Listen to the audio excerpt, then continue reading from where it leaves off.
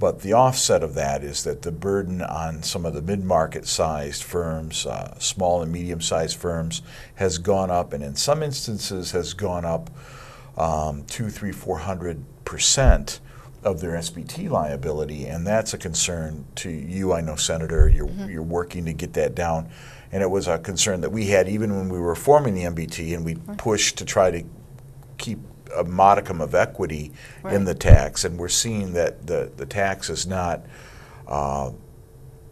equitable for everyone, I guess is the best way to put it. Some might say there was a redistribution of the liability, and in that an unbalanced situation occurred, and that's what we are trying to address now. You and my fellow colleagues are going to be putting together a report of your findings, and I believe that will come back to us the very first part of June, hopefully our first meeting in Senate Finance in June. Yes. Put that together. So this has been valuable, right? Extremely valuable, Senator, because we've been able to hear from people really firsthand accounts, concrete problems they're having with the tax.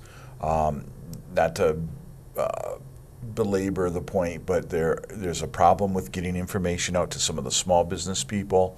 Don't understand they qualify for the small business credit, so they think their liability is quite high when in fact it's low or non-existent. And Treasury is working hard, I know, to get information out there, but we really need to get more information out to the people, and especially the small CPA firms, the small businesses out there really need a good bit of support and information at this point. So that's one of the issues that we're hearing over and over again, regardless of where we're at. Howard, I understand actually people do call you and at times ask you what's going on here, and then you can see that perhaps they don't have enough information, or they've been guided in another direction that probably could handicap them.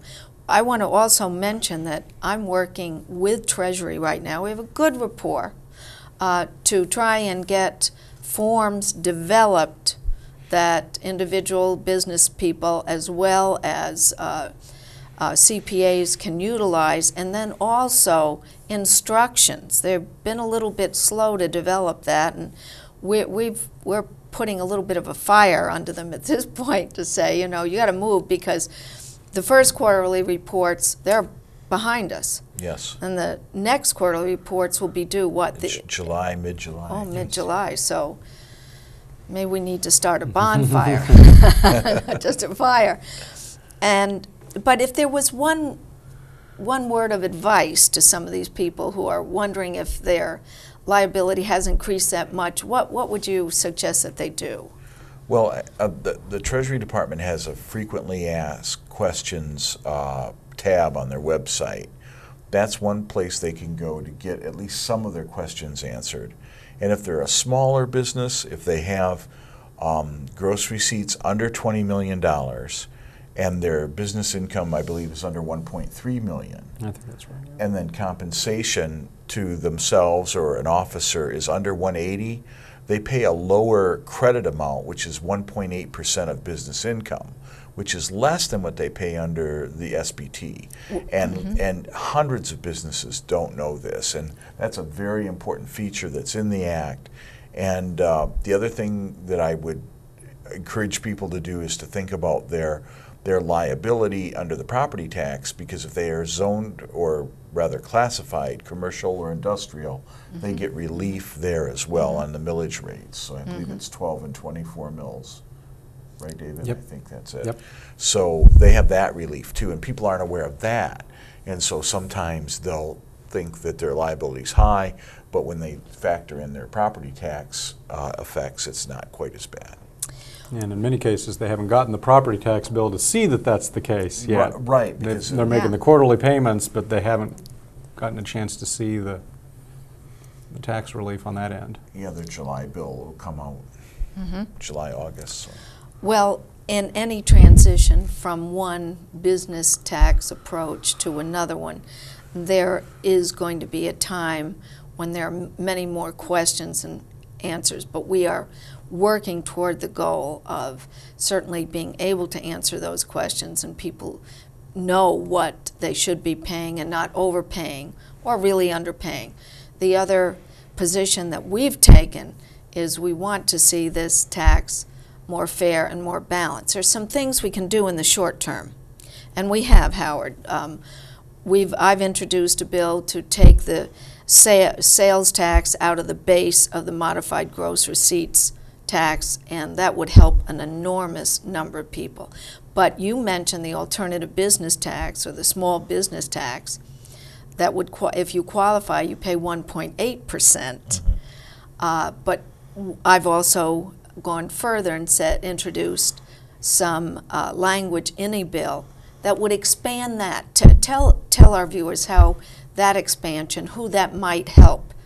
Well, the expansion was for people over 180,000 to 250,000 would have that same 1.8% tax rate. So it's an extension, really, of the 180% or $180,000 compensation limit, and that we think helps somewhere in the neighborhood of 10 to 15,000 firms that are in that tranche between 180 and 250 in compensation. So that makes that small business treatment available to many, well, literally thousands of more firms.